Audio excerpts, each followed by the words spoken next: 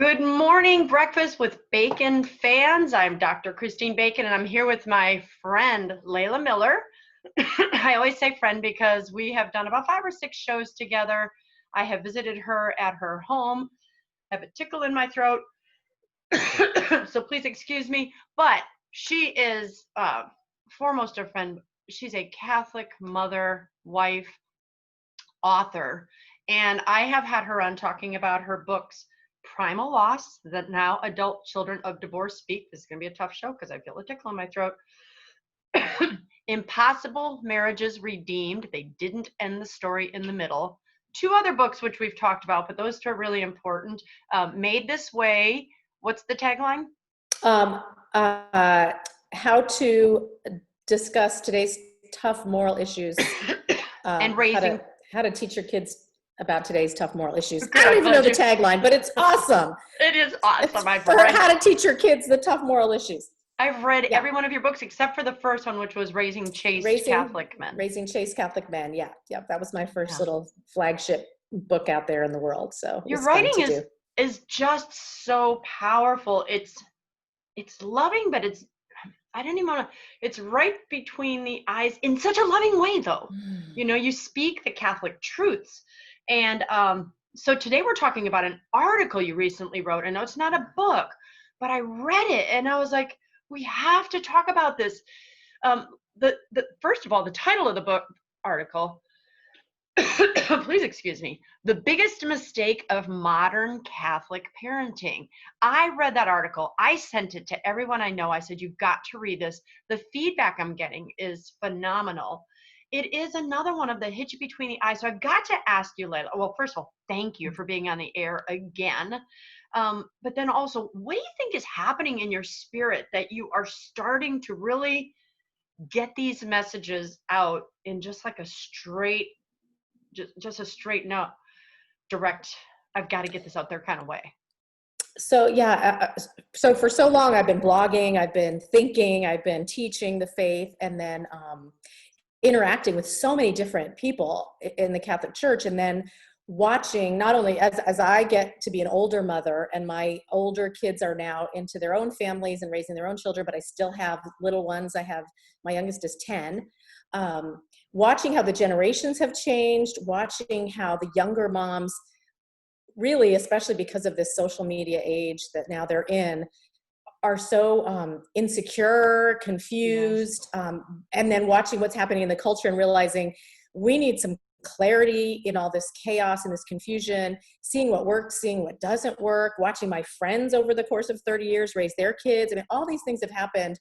And so my mind is just always going. But my thing is, I always need things to be very, very clear and very simple to understand. So when I write something, it's because I've worked it out in my own mind, and I just have to put it down for anyone else that it might help. And again, the way that this particular, and this has been a thought ruminating in my head for a long time, which is we're making a huge mistake here raising our children as Catholics. We're making this big mistake. And so sometimes I'll just throw out my idea in a post on Facebook. And that's what happened here.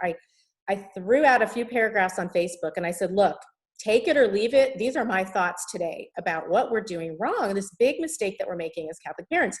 And so I wrote this, not as polished as what I ended up in the blog post, but the response on Facebook was phenomenal. I had people saying, I've been reading you for a decade or more. I have never found something that resonates so much than this. Like, this is one of the best things you've written. You've got to write more on this. You've got to. And I thought, okay, so nobody's saying this. And if they are, it's obscure or it's hidden, or I just feel like for my readers, for my people that I interact with, I wanted to get it on the record. And so now this blog post that I worked up from that Facebook post has also gotten a really incredible reaction too. So what kind of responses were you getting? Because I know when I post things that some might consider controversial, I'll get attacked. So what, were you getting attacked by anybody, or was it really mostly people affirming? And then our viewers right now are probably dying to hear. What is it? Right? But I want to hear first. Yeah, let's leave them dangling. What were you getting from people? So it's kind of like what I do with what I get with my divorce comments too. Like there are always people who are like, that's not nice, or it's usually about that's making someone feel bad. That's usually, if there's an attack, so to speak, it's because I've made someone feel feel unhappy in some way. But very few of those. Maybe it's because on my page it's mostly people who like my you? work. It could be. Everybody else unfriended you. Yeah, they're like, we're getting out of this joint. It could be. But mostly what I got was, well, no, it's actually probably true. But mostly I got, yes, that's been my experience. That's the experience of my family. A lot of the older moms were saying, oh, I know from hard experience that what you're saying is true. I wish that I could have done it differently. Thank you for warning people. So a lot of cheerleading for this particular topic. And that's what made me realize it has Layla. to. It was refreshing. Yeah. It was. Yeah. It needed to be said. What is this biggest mistake of modern Catholic parents? Or just modern parents, the biggest, right? It could be any modern parents. And so since I specifically always want to get Catholic parents back on track, because I always say, if we get the 60, 70 million professed Catholics in this nation to really live the truth, we capture the culture. We've got the culture. We would be the light of the world, for everyone. So I focus a lot just on Catholics. And so what our biggest mistake is that we have been conditioned to always make sure that we don't lose the love and the respect of our children. We want to make sure, and people will say this outright, I don't want to drive my child away from the faith. So I have to, and then at XYZ, I have to affirm, appease, compromise, watered down. I have to be someone I really don't want to be, but I have to be because I'm so scared that either one, children aren't going to love me anymore. My child will not love me anymore. Two, that this is a big thing that Satan puts in people's heads. If I don't affirm my child, my young adult child or my teen in their sin, then this child is going to kill himself. There's a big fear factor that's put into our heads. Like we have to protect our children's lives from they're going to do something drastic, so we've got that fear that's always hanging over the parent's head these days. I have to, we're told too much by certain segments of the church today that I call, the Church of Nice. That's not my term, but the Church of Nice, that you always have this admonition over your head, like, you're going to drive them away from Christ. You are driving that child away from Christ. And it's almost like a taunting that, again, it's not from It's God. The kumbaya mentality. It is. That hit somewhere around the 60s, 70s. I mean, I was born in 64. So that, let's all just sing and play nice. That's what Jesus did. They so misrepresent Jesus. He was everyone's friend. He was so kind. Yes. He was kind. He was everyone's friend, but he did not hold back when someone was in error, which i.e. sin. And he said, exactly, I will heal you, but don't sin anymore. Yes. And the thing that I think motivated that first Facebook post, and then the thing that I started this blog post, and I'll just read, this is the Bible verse that I started and ended the blog post with. It's Matthew 10:37. And this phrase, whoever loves son or daughter more than me is not worthy of me. Yes. Now that it rubs it against our modern sensibilities. Like, well, what do you mean? I have to put my children first, even, and let's face it, we even put our children, moms, in front of our husbands. We put our children in front of We did a radio show about that already too. We did. We sort of idolize our children. We make them idols in a lot of ways that we as mothers especially, and again, I'm not saying dads don't do this, but mothers especially, we make our children into idols above even God. We worship our children above God. So we are more afraid of offending our children than offending God. And we will compromise our faith. We will compromise and offend God before we're willing to compromise, before we're willing to offend our children.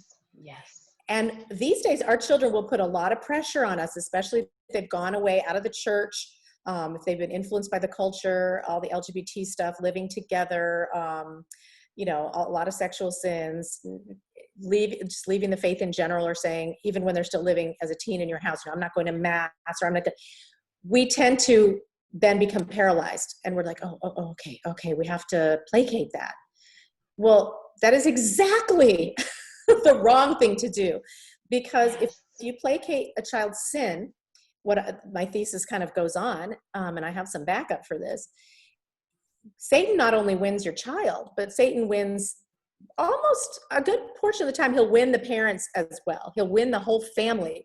So instead of bringing the child back to the faith by, oh, I'm just going to compromise here, I'm going to go to your gay wedding, I'm going to go to your wedding outside the church, I'm going to go and I'm going to let you and your boyfriend sleep in the same bedroom sleep in my the same house. bedroom, right? I'm going to, you know, if you do that, you haven't then, you're not going to win over your children. You're going to compromise your own faith to the point where you don't see what the big deal is. And that's when the whole family starts getting sucked out of the church. And it's subtle, but it is like clockwork. And you see it with Catholic influencers out there. You see how it happens. The trajectory is the same. So start watching for that. That's not what the prodigal's father did when the prodigal said, I'm out of here, Dad. I'm done with you, your religion, your life, your rules. I'm gone. And so the prodigal, he didn't say, father, okay, you can live with me, but please, don't, if you, I'd like you to go to church, but if you don't, or if you don't, it's okay. Bring your and girlfriends if you want to bring your here. girlfriends, yeah, we could do that here, and we'll all make nice. And I want you to, you know, and you can call me Christine and not Mom. Yeah, exactly. That'll make it better. Right. I want to be your friend. I want to be your friend. And so even though he knew, you know, this was way back when, but he knew that if his son left, his son was possibly never coming back and probably could die. You know, that fear of death, you know, my child's going to go, I'm never going to see this child again. He let the child go, and he stayed, and he waited, and he prayed. Again, kind of like St. Monica did with St. Augustine, right? She didn't say, okay, fine, you know, be a Manichaean or whatever he was. She also stayed the course, said, I love you. Never am I going to affirm what you're doing. I love you. I'm going to pray for you. Doesn't matter how long it takes, I'm going to pray for you. So one thing I said in the article is, if the parents go out into the pig slop with the child, how does that help the child? You know, the child then has nothing to come back to. There's no firm foundation when that desperation finally comes, which it does almost always in that darkness. Right. And if they don't have anything to go home to, if they see you in the same slop, what do they have to look up to? You know, I think about, there's nothing firm, and nothing noble. See, there's two things. So this is going to sound like a rabbit trail, but you and I had started talking about this before we went on the air. Like this, yes. I love rabbit trails. But I had said to Layla before we went on the air that yesterday, I went to my first Latin Mass. Now you'd be like, how does that connect to anything here? But here's the thing. When the Catholic Mass changed from this rich, only men could be on the altar, only the priest could touch the body of Christ, and only boys could, you know, aspire to be priests, and they wanted to be altar boys because no one could cross that plane. And then we switched to post-Vatican II Novus Ordo Mass, where it was everyone, you know, women, men can do everything. You can cross on anyway, the point of it is it ceased to be special.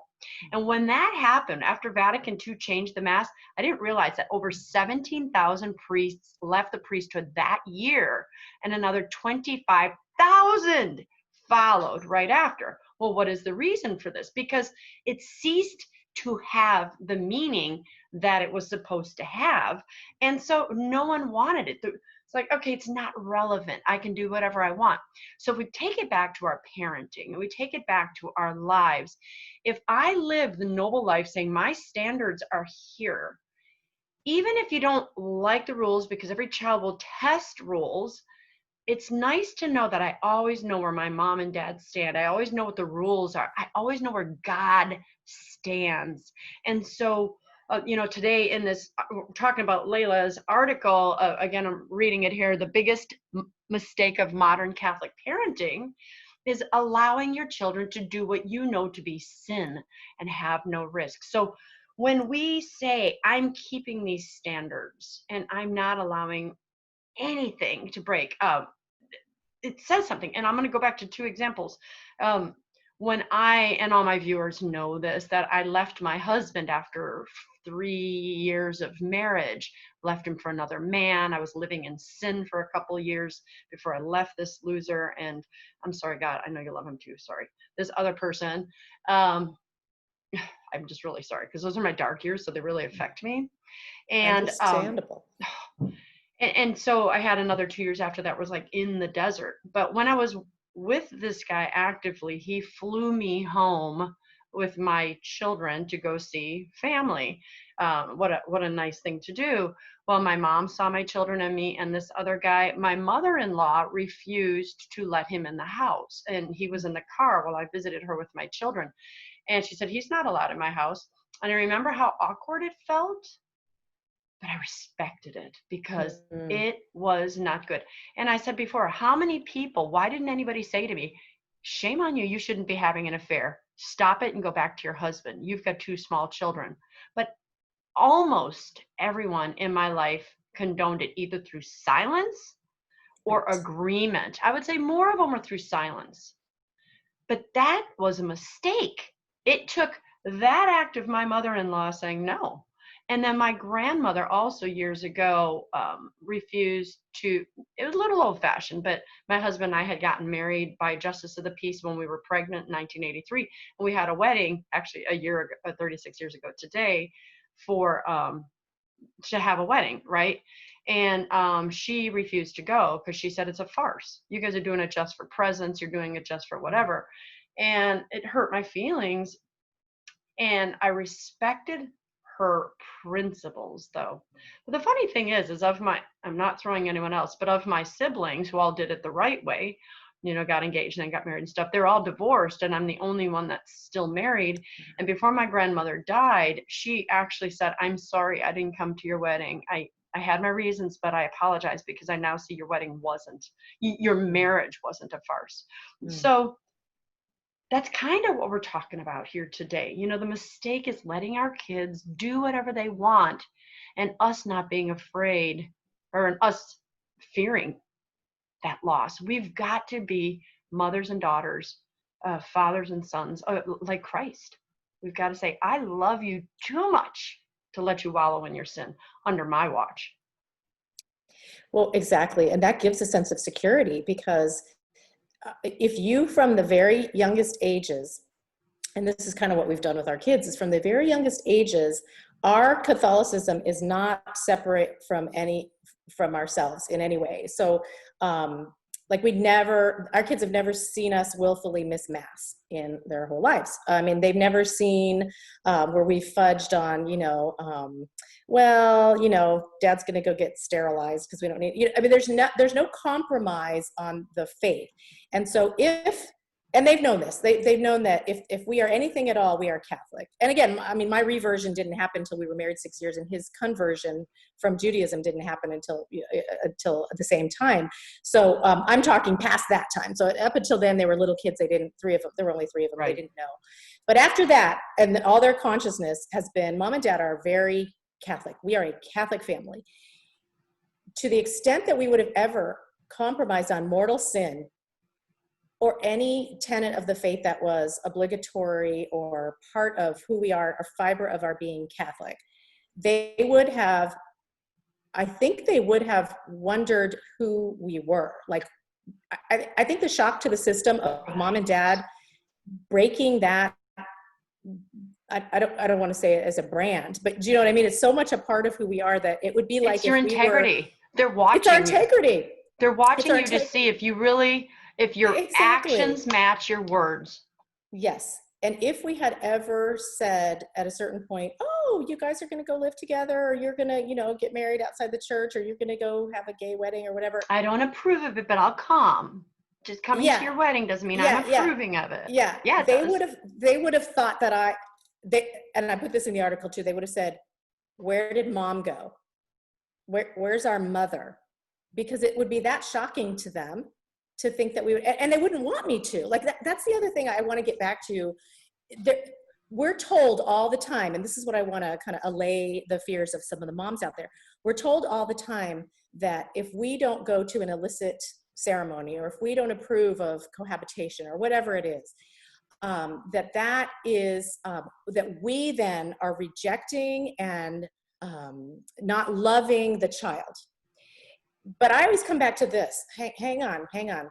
Could it possibly be that the parent's not doing anything different than they've always done? Loving the child the same way. You could still come, have a meal at my house. I'm not gonna, never see you again. Right. I may have to put some boundaries up if I have little kids, especially. We're not gonna go to your house. We're not gonna, but you can, come for Christmas, and you're never gonna sleep under the same roof or whatever. But I mean, there are different ways you can make it so that you still see the person if it's not that bad. Obviously, if it's really bad, you may have to not see the child for a while, but you're still loving the child.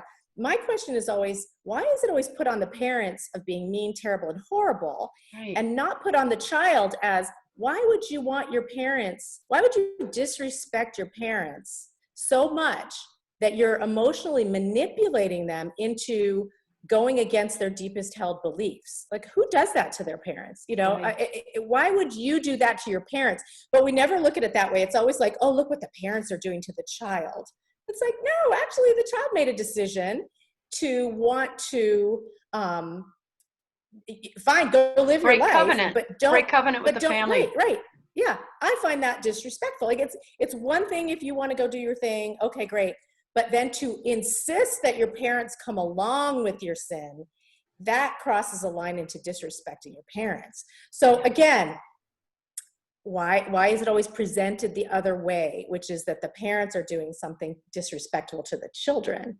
So again, we have to restart looking at this differently and realizing, again, what Jesus said, whoever loves son or daughter more than me is not worthy of me. And so think about what that means. That's a great line. Practically speaking, what can that possibly mean other than if you go along with sin of your child and you do what your child wants rather than doing what God wants? Right. So there's no other way to interpret that line, is there? I mean, I can't think of any other way. I will tell you, and you know this, I had a 3-year estrangement with one of my children because she was not living in one of her decisions didn't align with my Catholic faith. And so it was exactly that scenario. It was, I can't condone this behavior. I love you. I want you in the family. Stop that behavior. But that child made the choice to live outside of that. But see, and what we want to stress, you and I, is that the invitation did remain. I was constantly texting, calling, but the pushback was, do not call me, do not text me. I do not want you in my life. And the pain was wretched. So I don't want any of our viewers here to think that that's just a piece of cake. Right. This was so hard. This was one of the hardest. It was a cross to carry because I was also, under the threat of never seeing my grandchildren again. And the Lord did say to me, Layla, it's so funny. The gospel that happened the week before our reconciliation came, before the break in the demonic, was the one that I had never understood for decades. The one that said, I didn't come to make peace. I came to divide mother from daughter, mother-in-law from daughter-in-law, father from son. And I was like, and so at this particular moment in mine and my daughter's relationship, I went to her and we had to, because something had happened. And I said to her basically, we need to reconcile. Our family needs to come together. And I've built all the bridges I can, but it's like, you need to make this walk. I don't think I've ever said this publicly. Actually, I haven't even told this daughter. So if she watches this show, she's going to hear this. But at one point I said, Jesus wants our family reconciled. And she was toying with universalism, atheism. She was working, and God showed me that she's got to struggle and she's got to come back to me, right? And when I said to her, let's build a bridge. Let's build a bridge. Let's come. I've built a bridge. You got to cross over it. And, still she was angry about the situation and said, well, if I decide to come back to this family, I don't want you throwing that name in my face. And that gospel came to mind and all this stuff happened. And I went, well, I love you. And if you don't come into my life, it'll break my heart if I don't get to spend time with this grandchild. It will hurt every day. However, if I have to pick between you or Jesus, I pick Jesus. Here's something that's never been said publicly. It was a first and only time in my life the Lord let me see Satan with my eyes. He was standing behind her, and he had his arm on her shoulder, and he was whispering in her ear. And as soon as I said, I picked Jesus, he took his arm off her shoulder. He slowly turned around and walked away. He didn't run, he walked. And it was the Lord had just said, he lost that battle. He finally realized. And that day my daughter came to my house a week later to celebrate one of her children's birthdays. And little by little, we came together. So what we're saying to all of our viewers is that it's worth the price. And if she hadn't come back, I still had to pick Jesus. But in my case, there was a happy ending because that integrity showed her, I've got to make a choice. This is my choice. Wow. And that shows that Satan he's not wasn't just gunning for your daughter. He was gunning for you. He was gunning for the family. Because if you can get the family out of the church, you get generations out of the church. You get so many more souls than just the one, hopefully, prodigal who comes back. But if that one leaves, and again, Jesus said more than one time, like you said, I'm pitting family members against family members, and you have to choose me above all family members at all times.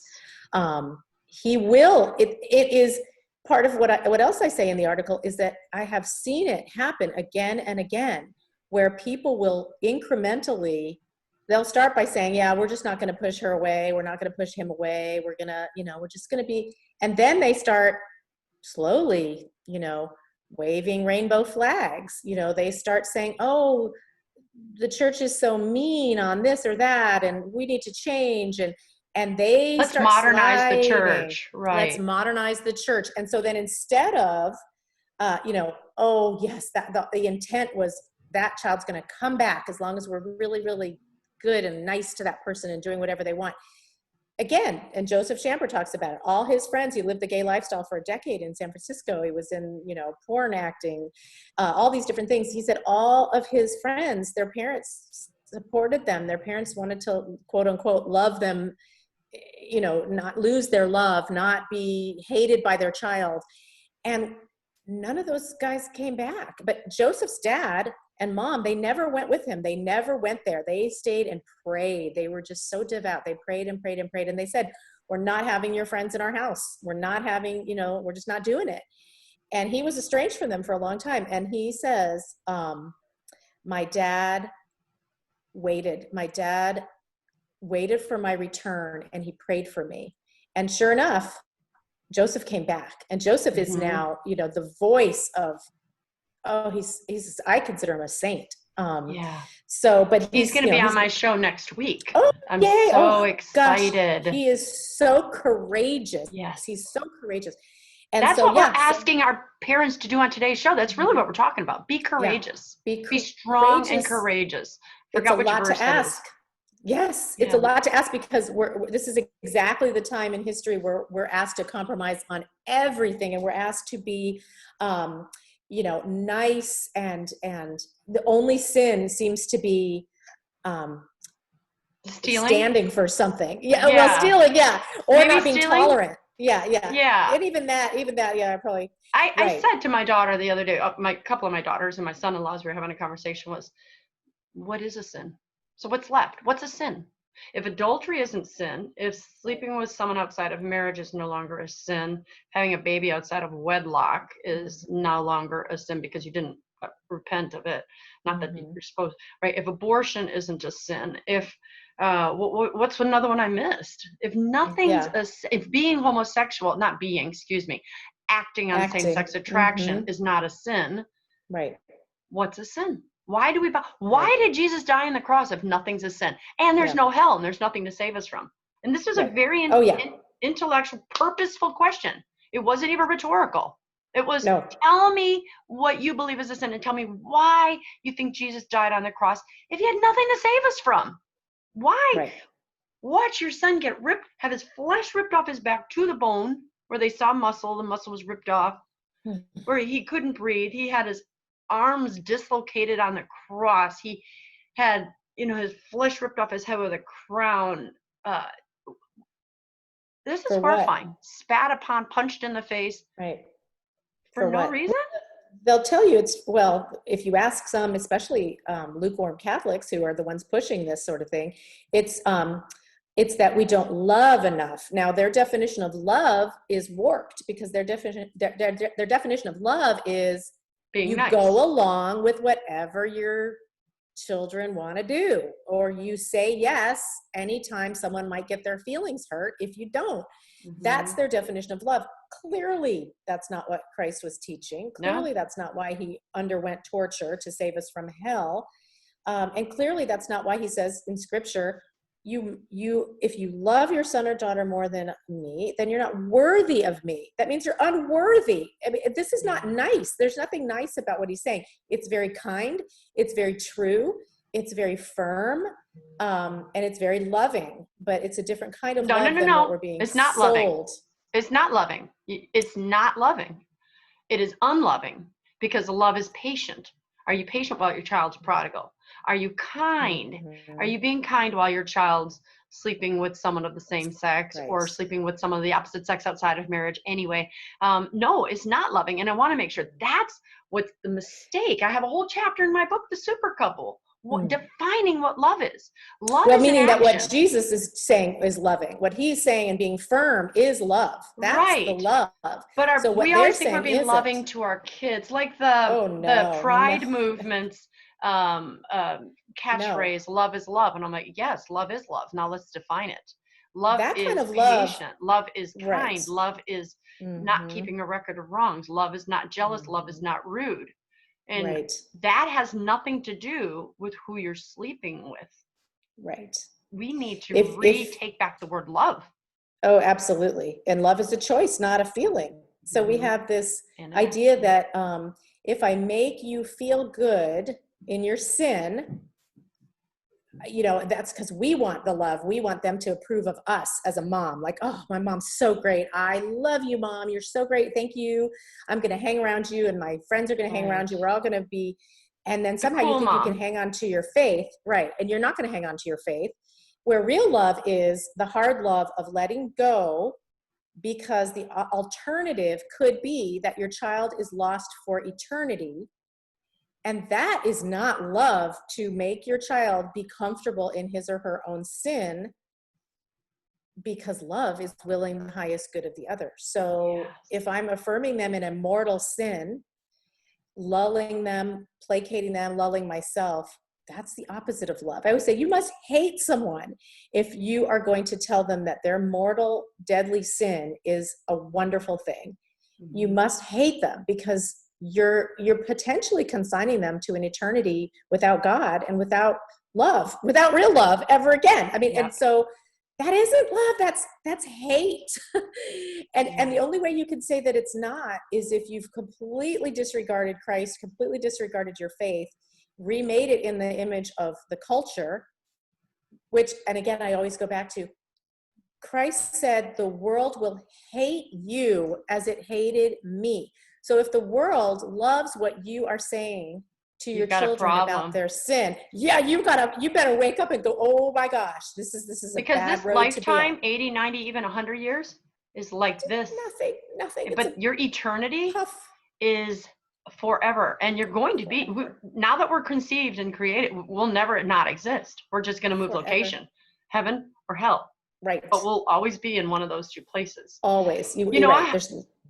I I had an intelligent conversation with someone who calls himself homosexual. So I say someone dealing with same-sex attraction. He's a friend of my sister-in-law's. So on Facebook, and there was a post. And I love these kind of people who they aren't nasty and mean, but they challenge you. So we challenged back. And the conversation actually went there saying, well, I believe I love you more than those who are condoning your lifestyle. It's like, well, how can you say that? I said, because they're worried about your happiness in this world and your physical pleasure. I said, Right. I love you enough to say to you, I want you in heaven with me. I said, I've never met you in real life, but I love you enough to say that if God created you, I want you in heaven because I know he wants you in heaven and you're going to have a fantastic eternity. And, you know, he has said to my sister-in-law since then, he respected that conversation in me. And I tend to wonder, I actually wish I remembered his name. I'll see if she knows. But I challenged because I just wanted to get, he lives in San Francisco. And so he's being aided and abetted by a whole bunch of other people who are carrying that same cross and who are struggling with that same sin. And you know, to have someone stand out and go, and at least give pause, I think they can truly see it's, if even if they don't call it love, Layla, they know it's not hate. They know Right. it's not hate. Right. You know, I I had once. someone, yeah. Oh, it's I was okay. just gonna say I had someone do the same thing on Twitter recently with me, in this Twitter thread where they said, "You are so hateful. You're so hateful." And I said, "Oh my gosh, if it's hateful to really want you in heaven, to be blissfully happy for eternity with God, and I'd like you to be there. I'd like to be there with you. If that's hate, then I guess I don't know what the definition of hate is, because that to me seems, I really Loving. like you. Like I really want you there. I don't know how that's hateful. But you know, that's where we are today. That's how sad that's how skewed and inverted. But see, that's what the devil does. He inverts everything Yep. because he cannot create, right? The devil can't create Nope. anything. So all he can do is twist what is Well, created, twist that's what end is in times you. prophecy. He apes the Catholic Church as well. Apes You the know, he's Catholic going to Church. try to get That's his right. own savior and his own, you know, Yeah, it's going to but look like something similar, and people are going to be fooled by it. So you've got the same thing with, well, this seems like love. I mean, it seems, you know, makes me feel a certain way, and no, that's not love. Love is in the shape of a cross. Love is cruciform, and so yeah. it's going to be painful, but it's purifying. And if you're Yes. just getting pleasure out of what it is, you know, if you think that's love, you know, again, that's the counterfeit. That's the counterfeit, and you'll get nowhere, and you'll go to darkness. It will be less and less pleasurable, you know, as you go on, and eventually, if you don't turn around, it's going to be very, very dark. So, Yeah, I remember watching a Dr. Phil show, and one of his, he said it was the turnaround point in his life where he saw something he'd never seen before. He was a young teenager, I think 16, 17 years old, and he had a friend over at his house. And Dr. Phil's parents were very strict and rigid. And I don't know if he said rigid, but they were strict, and they always put parameters on him. And this friend who came over, he could do anything, he could drink anything, he could go wherever he wanted. And his parents were like, yeah, sure, whatever. So on this particular day, the friend, they were in Dr. Phil's bedroom, him and his friend, and there was a snowstorm outside. And they were going to get in their cars and go someplace. And Dr. Phil was like, yeah, I'm going to go. And his parents said, absolutely not. You're not getting on the road. I'm sorry. And he was so upset, and he was mad at his parents. And he said he noticed, I think I got the story right. If I don't, I apologize, Dr. Phil, or any of your fans. But his friend was looking out the window, just kind of silent. And after he was done, Dr. Phil catching his attitude with his parents for not letting him do whatever it was, his friend kind of had tears in his eyes and looked at me. He said, what? He goes, I wish my parents loved me that much. And he said, what do you mean? He goes, they don't care. They don't care where I drive. They don't care where I go. They just let me do whatever I want. And at that young age, not only did that young boy associate parameters with love or lack thereof, Dr. Phil saw the power of setting boundaries as true love. And yes. he flipped, and that's what you and I are talking about today. That's why the article that we were talking about, the biggest mistake of modern Catholic parents. This isn't certainly for you or me to, certainly not for you or me to judge. I have made Jessica and Gabrielle can tell you all the parenting mistakes I've made. I'm sure they've chronicled. Yeah, mine too. You've got 8 kids to tell you how awful you were, right? Yeah. Yes. Yeah. But as we mature, I see both of our daughters respecting, and our grandchildren respecting our parameters. And there is, like you wrote in your article, if we all of a sudden tolerated something that we didn't believe in, they would say, who are you? And maybe we're wrong about something, but at least we still stand within the parameters of those principles, saying, this is what I believe. And I have to live. It would be chaotic. I mean, the world is chaotic enough for young people. It is. I feel so bad for them. Exactly. We don't even know who is a woman or a man anymore. So, I mean, you have the most basic truths, the basic foundations of our nature to our DNA is now up for grabs. So all these kids who are growing up now, confused, they don't know what marriage is. They don't know what man is. They don't know what woman is. They don't know who God is. They don't know what family is. They don't know anything. And so everything's trying to be redefined.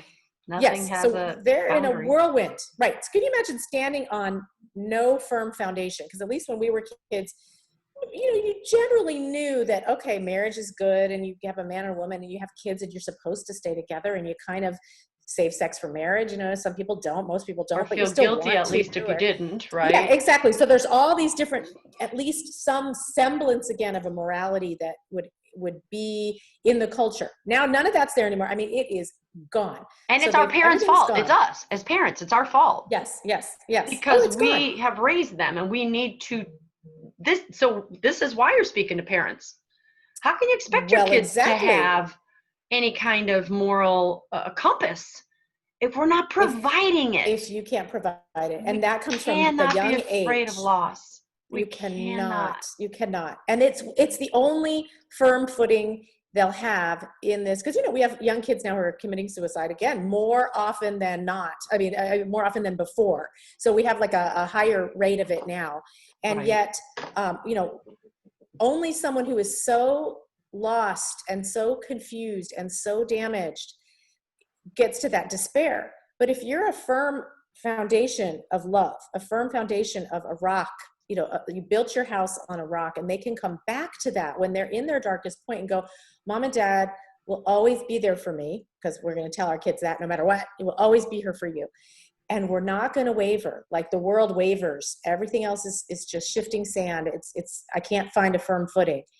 So if you become that shifting sand too, they have nothing to come back to. So don't add to the chaos of the culture. Don't add to the chaos of a child's life as they go off into this whirlwind, because that's not helping them. It's doing the opposite. It's going to suck them out of any security that they could possibly have. And there is no, I don't know. To me, it's to say that it's mean to have integrity and to be that rock. Right. How is that the mean thing? That's that's the safety. That's the harbor in the storm. Right. So let's keep this then more positive. What instructions would you have to someone who, so for two people, we'll pick one first, someone who's about to become a parent, and then the other one is someone who's already parenting and allowing their kids to do something. Like, for instance, easy rule. My kids could never sleep with a boyfriend or girlfriend in the bedrooms here. And they know that. And they even tell and my nieces and nephews came and I'm like, you guys can come, but you have to sleep separately. Yeah. And my daughters no longer roll their eyes. They're kind of like, it's mom's rules, right? Right. So the rules for parents who have already been allowing their kids, let's use that example, to sleep together before they're married, but they've always felt uncomfortable about it, or so let's give instructions to those people who are already kind of in that place. How can they kind of go backwards and get a do-over? And what about the young parents who are about to have their first, second child? Pick whatever one of those you want to speak to first. So let's pick the one who's already gone, maybe a little too permissive, and has started to allow these things. We are nothing if not able to recommit to a truth. Our whole point of being Christians is redemption. So if a parent, and again, you always put this on yourself, you don't, this does not have to be a condemning judgment on the heart and soul and mind of your child. Put it on yourself. I have recommitted to my faith. I have made mistakes in the past. I realize now that wasn't good for me, maybe in your own past with your own sin, but also in just the way that I've been lax in what I have allowed my kids to do, or you to do, or the way that I've set up rules in my home, that I now realize, because I'm Catholic, and because I've grown, I'm more mature, I'm more humble now to realize I've made lots of mistakes. I realize that there's an offense against God that I've been committing. And I personally have to pull back from that now. I have to recommit my life to Christ. I have to do it because I'm getting closer and closer to my own personal judgment. I mean, again, I don't know about you, but the older I get, the more I realize I'm going to die. I'm going to answer to God. Yeah, I'm going to die. I'm going to answer to God. When you're in your 20s, you may think that's a long way off. But when you're in your 50s, you realize, I'm seeing my parents die. I'm seeing things that I'm closer and closer to this. I have to reevaluate my own faith. And if I haven't been living up to my faith, I'm going to start doing that now. And I'm sorry, that does mean that I'm going to have to change some of my rules of my house. Just in general, and I mean, there's so much proof of it, fornication or whatever offends God. I made a mistake in kind of encouraging that with you or allowing it. I can't do it anymore. Thank you for understanding. Thank you for understanding that my faith has blossomed lately. I've got to do this for God. Put it on you. It is going to ultimately be your accountability. So there's no shame in it. You have to do it. Yeah.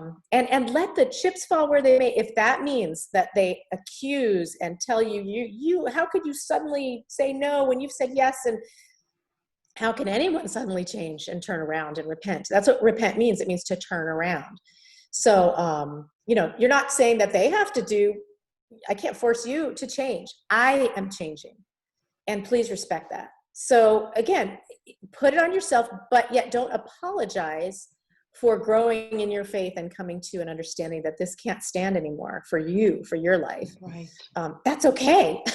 So it's got to be okay. And if it's not okay for your children, again, go back to whoever loves son or daughter more than me is not worthy of me. It's just, it's something you have to be able to be willing to walk through. We walk through fire sometimes, and we have to do it. So that would be my advice for if you're already in something that's upsetting and it has to be changed. If it's a young couple, a young parent, goodness, start from scratch. Start from the beginning to say, this is our faith. This is who we are. If this is kind of a crass analogy, it's a little bit. It's not a perfect analogy. It's not a spiritual analogy. But if I am the CEO of the Coca-Cola company, and I've got my brand and I've got my business, and if I start putting PepsiCo products in the vending machines at my company where I'm all about Coke, all the employees are going to be like, this isn't a very good company. I mean, this person, we don't. What do you stand for? Is this soda really good? Yeah, exactly. Yeah, you don't really believe what you're marketing, do you? You don't believe it. And then why would they have any faith in the company? Again, so that type of thing you can say, when you're a young parent, you say, look, for better or for worse, these kids are either going to stay in the faith or they're not. One day they may leave. They could stay forever. They could leave and come back. You can't control another person's will, but you can control your brand. Right. I'm Catholic. We are Catholic. This family is Catholic. You won't see mom and dad, or mom, let's say dad's not on board. Let's say mom's not on board. You won't see me, hopefully it's both, do anything that's against God, against our Catholic faith. At least not. Believe in it. At least not intentionally. And once we right. And then we will apologize, repent for our mistakes. Exactly. So you will see that this is what we believe, that we are firm in our integrity, we're firm in our beliefs. It makes us different. We may be very different from everybody else on the block and everybody else in school. Might be and the everybody uncool else in parents. the world. We could be the uncool parents. And then I would also say to this, remember, for each child, you do this to adulthood, and then if they want to go and be free and do this sin or leave the faith, that is their free will choice. It won't be the right choice. It's not going to be the right choice. But you're not a controller who, once they're grown up, you have to force them and say this and you must do this, or you let them go. Well, adulthood is when you realize that you can't. And another thing I'd like to add is being permissive doesn't guarantee they're going to stay anyway.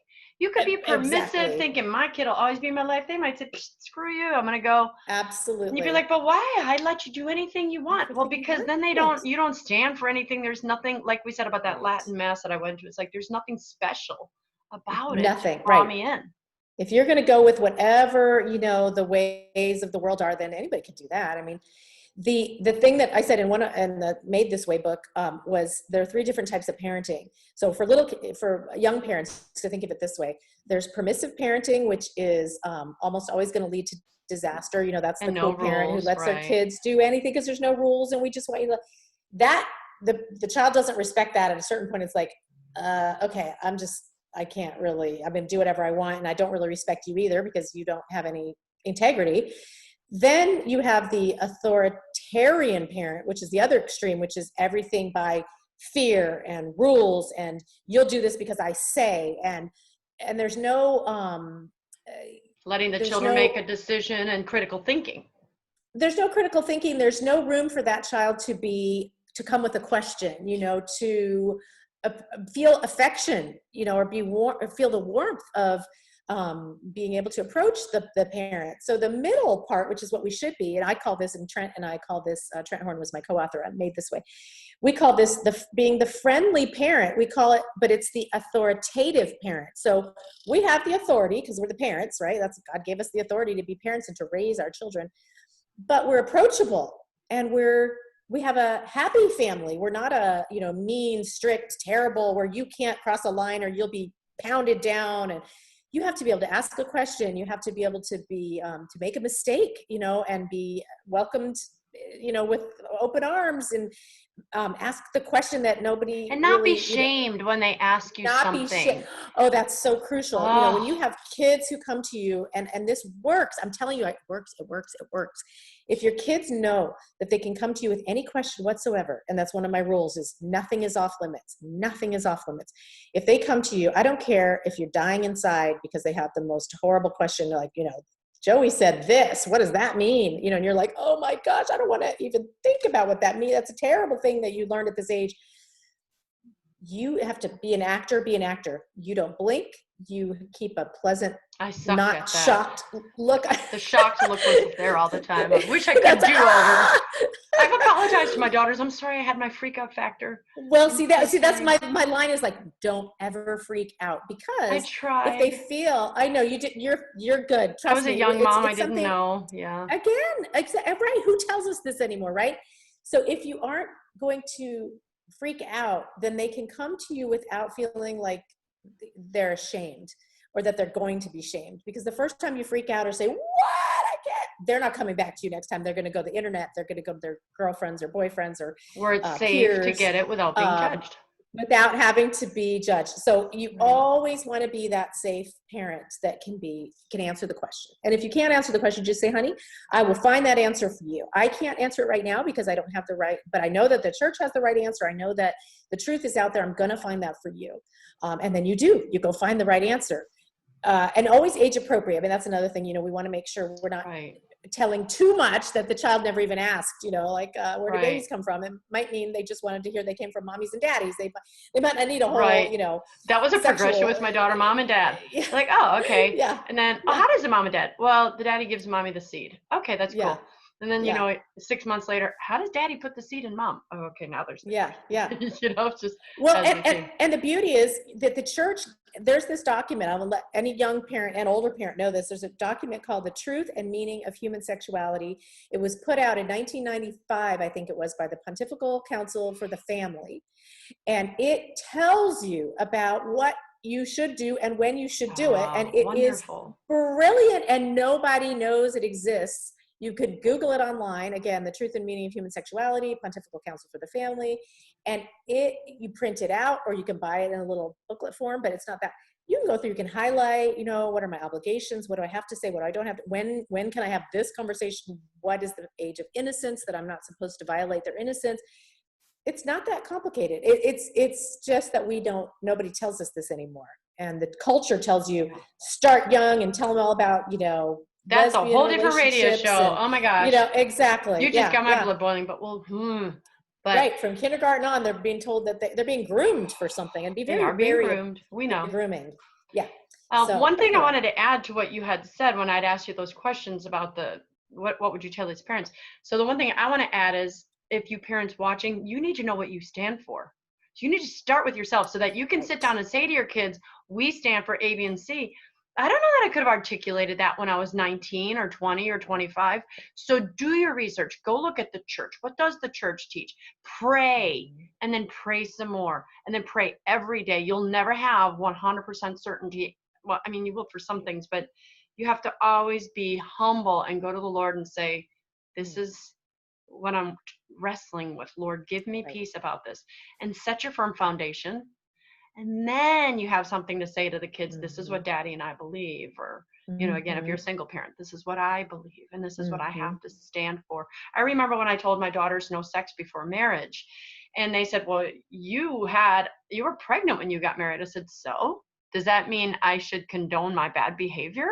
I mean, right. I didn't know, honestly, and I went to Catholic school. Shame on the nuns and them. No one told me. My conscience was informed, I think, but no one told me sex outside of marriage was a sin. It was fornication. It was specifically spoken against in the Bible. So even though my conscience kind of made me feel like, should I be doing this? I needed to hear someone say, it's not just because I don't approve it in this household, it's a sin and you'll have to answer to God for it. Right. And so I told my daughters, I said, it's a sin. I did sin. I had to confess my sin. A good thing came out of it. I've got a beautiful daughter, because of it. But, so this is always a great conversation with you, and I knew it would be. It's always great to talk to you. My goodness.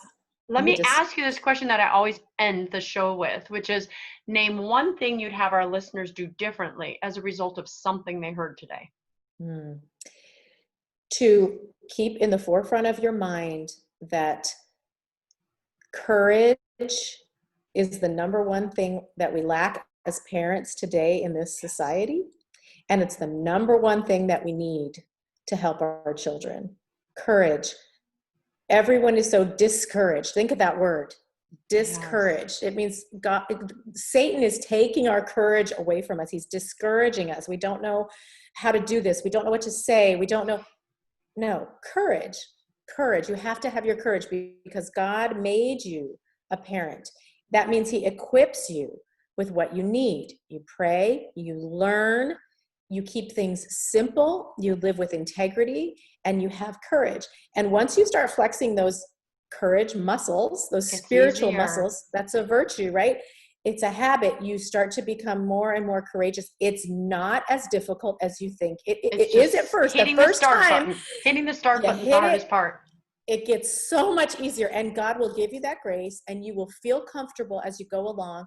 And yes, there will be pain, and there will be cringing and some suffering, and maybe your child leaves and comes back, and maybe not for a while. Like maybe you lose some friends because your friends are allowing their kids to do what you're preventing or forbidding. And then I'll say this too, because people do lose their friends. God is allowing you to lose friends, but he's shifting your community. That's all. There's another community he may be supplying for you, but until you shift away from the one you have, the community that you have, that's affirming you in the world, wait and see what he has in store for you. It's beautiful. It's beautiful. So.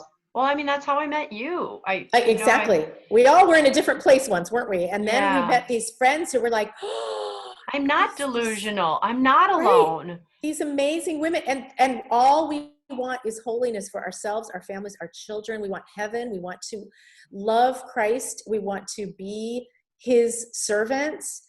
And we don't want to compromise on that. So when you have other people around you bolstering that, you cannot Oh, you go can't. wrong. That's why It's my just so beautiful. standers groups are so powerful. That is the Gosh, hardest thing. These people are yes, standing for reconciliation while their spouse is cheating on them, is yes, divorcing them, has divorced them, has remarried, not acceptable. yes, So they're living in a state of yes, adultery. yes, And, they say, Dad, go out and meet someone. Mom's happy. You should go be happy now, too. And he's like, I am in a vow. I'm in a marriage with your mother, whether or not she has lived with that vow or not.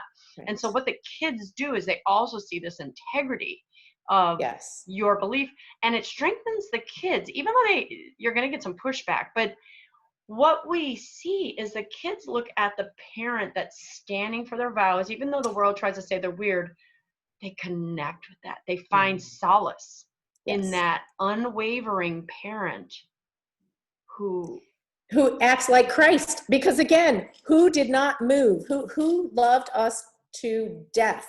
To his death was Christ, and he didn't move. He didn't change the law.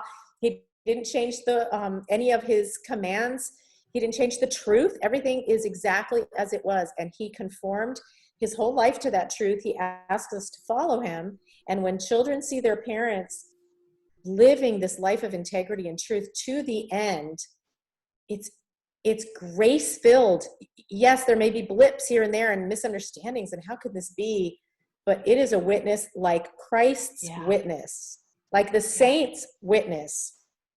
You can't go yeah. wrong. That's why when my standers, we have a group, and they're like, this is so hard, maybe I should give up. My spouse is remarried and living it up, and they look so They look, happy, right? And I'm like, okay, let's pretend that they are, even though they're going to have issues in that marriage, just like you had in right, yours. right, right. But let's go back to, you have to answer to God. B, you have children and grandchildren watching you. So if you Watching. can take your eyes off of your own pain and go into the bigger picture, there's Yes. value in your chivalry. There's value in your nobility. There's peace. There is purpose. And that is what gets all of my standards through. They're like, you know what? I'm not doing this just for me. I'm doing this for Right, that one and that one and right, that one. right. Yeah. Ah, Layla, Absolutely, 100%. you are one of my favorite guests. Don't let any of my other guests hear me Oh, say I won't that. let them. I won't let them know. Yeah. How But I can love, my, we have great conversation. I just we love, do, we do. I love you. I know. But I'll be in Phoenix again sometime, yeah. so Oh, good. Okay. I can't I'll wait. I jump can't in wait. your Come pool this back. time. I will. Please do. Yep. It's ready. Well, how can my viewers find you? So I'm at laylamiller.net, and my name is spelled Leila, Miller.net. They'll So have it that's right my here. They have it website. right there on the Oh, screen. They good. can Perfect. see how it's Perfect. spelled, and they'll be able to link to Excellent. it through here. So Excellent. go to Layla's website. She's got fantastic writing. She's got her books, which none of your books are just fluff. Your books are powerful, but they're all written with great love, and there's nothing, you don't feel Mm, anger or hate or judgment. You my just gosh. feel, I'm doing my best to put out what God has given me. Here's my mission. Yeah. So, oh, It's and this is simple, my simple cue. truth. My Oh, cute. grandchildren are just entering the house, and so the There we chaos go. level is going to increase. Gonna So we're go going to up. have to take this off the All air. right. So let's do it the way I always do it. I think you Let's do remember it. how to do it, right? I want to Yes, I thank do. each and every one of you for watching another segment of Breakfast with Bacon. Please go to my website, Breakfast with Bacon. Follow me on YouTube. Please send this page to all your friends and family. Go look at some of the other shows I've done and that I have upcoming. You will not be disappointed. Like us on Instagram, Facebook, what are the other social media? You know where they are better than I do, right? Anyway, time to go though. I am Dr. Christine Bacon. You've been watching Breakfast with Bacon, and I want to remind you always to live your life Sunny sunny side side up. up.